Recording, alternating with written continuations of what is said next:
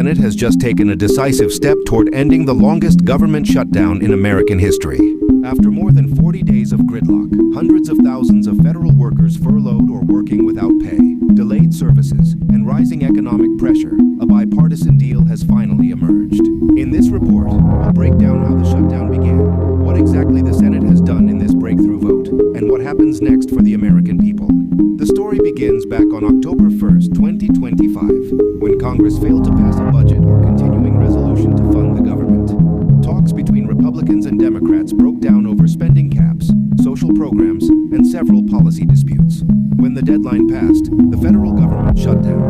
Overnight, hundreds of thousands of workers were sent home. National parks closed, passport processing stopped, and public safety services slowed. As the shutdown stretched into weeks, the toll grew heavier.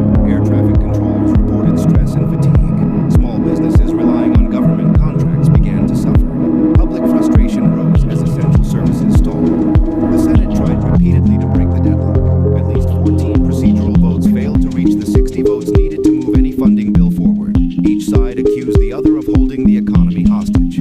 Behind the scenes, moderates from both parties were searching for common ground. For weeks, their proposals went nowhere. Then, in early November, with economic warnings intensifying, quiet talks began again.